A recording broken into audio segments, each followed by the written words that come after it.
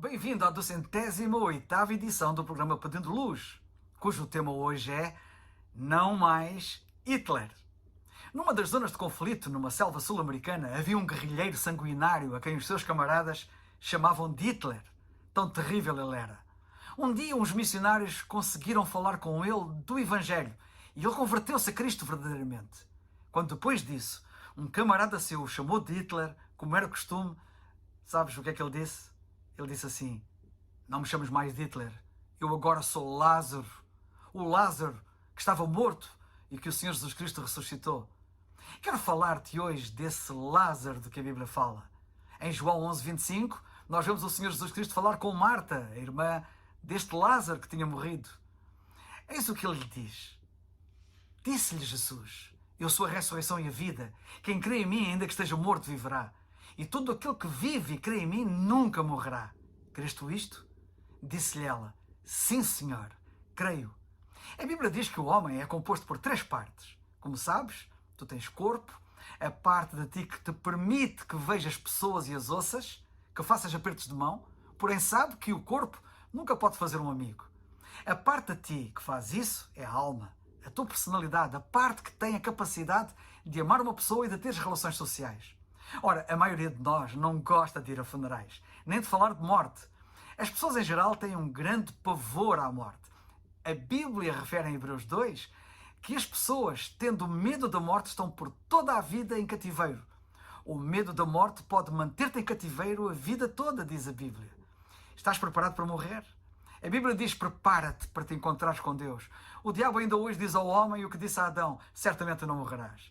É por isso que tens sempre a tendência, aquela tendência de pensar que os outros é que vão morrer. Tens visto muitos morrerem, mas sabe que também tu irás morrer. Não escaparás e pode ser mais cedo que aquilo que pensas. Por isso deves estar preparado. Mas voltemos à segunda parte da nossa constituição, a alma. A alma pode pensar, decidir, desejar, saber, amar, odiar.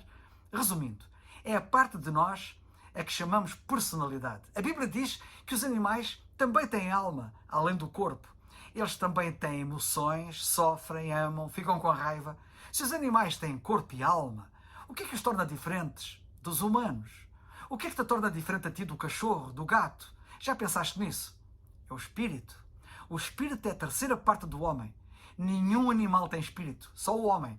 E o espírito está intrinsecamente ligado à alma, o que torna a alma humana diferente da alma animal, a torna única. Além de corpo e alma, portanto, o homem tem espírito. Sabes o que é o espírito? É aquela parte a ti que te dá a consciência de Deus, que te dá a capacidade de o conheceres e desfrutares. Assim, o homem opera em 3 níveis: fisicamente com o corpo, socialmente com a alma e espiritualmente com o espírito. A pergunta agora é: o que é que aconteceu aos nossos espíritos? Deus diz na Bíblia, na sua palavra, que o nosso espírito está morto por causa do pecado. Os nossos pecados separam-nos de Deus e é isso que define morte na Bíblia, a saber, separação. E foi por isso que o Senhor Jesus Cristo veio e morreu na cruz em nosso lugar. Ele sofreu a nossa morte, a nossa separação de Deus, para nos reconciliar com Ele. O pecado privou-nos da comunhão com Deus. Daí a dificuldade que todos têm em conhecer a Deus, em poderem desfrutar dele. Tu podes estudar teologia a vida inteira e não encontrares Deus. Podes estudar filosofia a vida inteira e não encontrares Deus.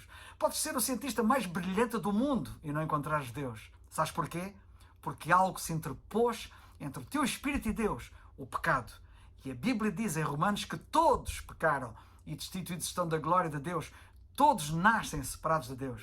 E por isso é que todos precisam de resolver o problema do pecado. E só o Senhor Jesus Cristo o resolveu. E por isso precisas de crer nele.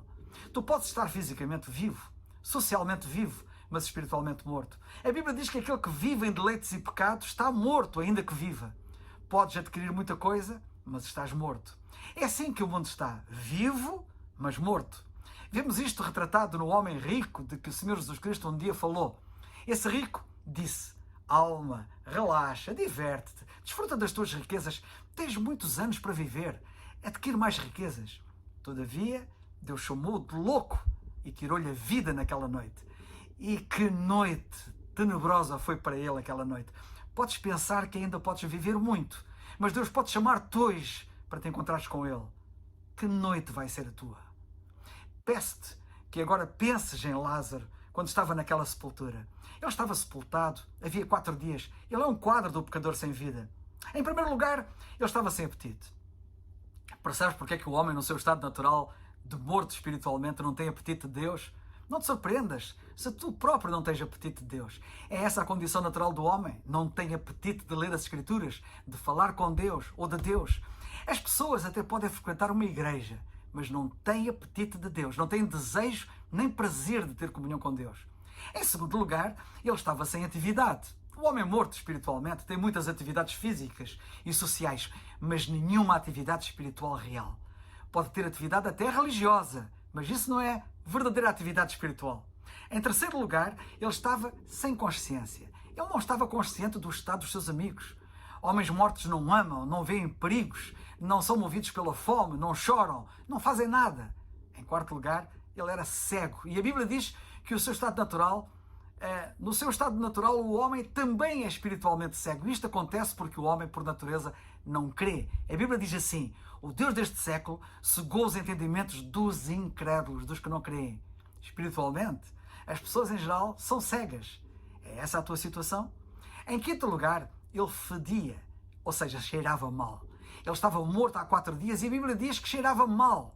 Sabias que a Bíblia diz que as nossas justiças, as nossas bondades, que nós fazemos para agradar a Deus, são para Ele como trapos de imundícia, cheiram mal, como lemos em Isaías? Sim, porque estão contaminadas pelo pecado.